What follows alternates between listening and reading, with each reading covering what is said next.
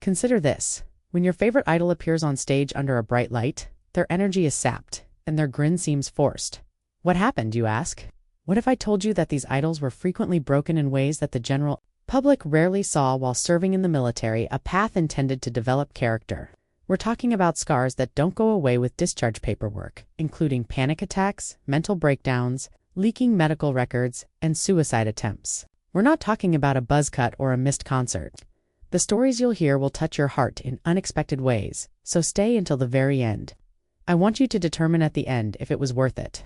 While military duty is regarded as a rite of passage in South Korea, it may be a silent struggle for K-pop idols, who are constantly in the spotlight. They move from stages with lights and fans to dorm rooms with monotonous routines, tension, and loneliness for 18 months. No applause, no red carpets, just their worries and their thoughts. A few advance, some fail to make it. Let's begin with MBL Akuzli Jun, a self-assured performer. He proudly enrolled, believing he could manage it. At basic training, he even held the top spot. Then panic struck.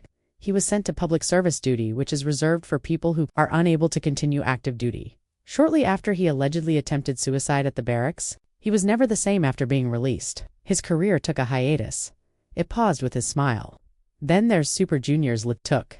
Despite having a herniated disc, he continued to serve as a pillar for many admirers and a revered national idol. He believed he had to set an example.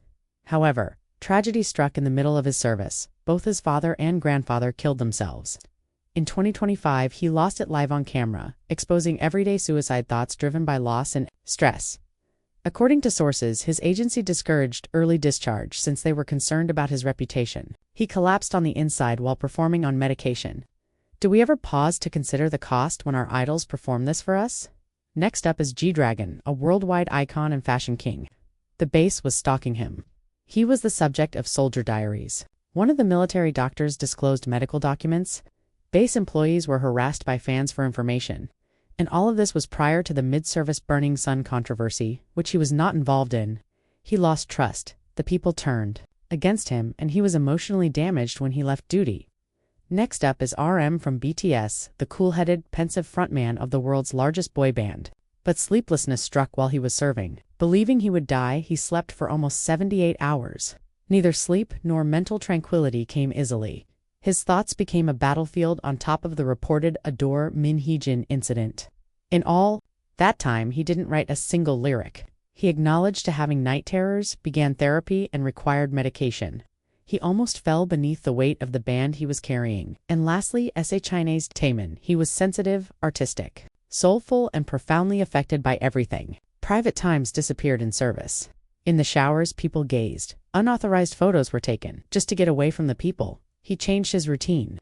His anxiety and depression led him to choose a career in public service. His voice sounded different after that. His vitality diminished. He gradually recovered to his previous self as a dynamic performer, but the scars are still there. What is common to these tales? A system that is blind to humans? A nation that views idols as pop machines rather than people? These men were sons, friends, and souls in addition to being artists. Like all other citizens, they served, but the cost was far higher. Now, I want you to ask yourself this question. Do we keep in mind how broken they might still be after we applaud them and acknowledge their sly smiles? If this 18-month duty breaks people's hearts, is it really worth it to enforce? Is it feasible to recognize their contribution while providing improved assistance? These heroes sacrificed everything, including their mental well-being in addition to their prime years. Their tales are poignant, heartbreaking, and incredibly human. They are deserving of better treatment and to be heard. Tell me what you think now that you've heard the secret. Is it worth making this sacrifice, or has the cost been excessive? Let's make these lives count by leaving a comment and speaking up. If this touched you, think about subscribing, since each untold tale we reveal puts us one step closer to transformation and recovery.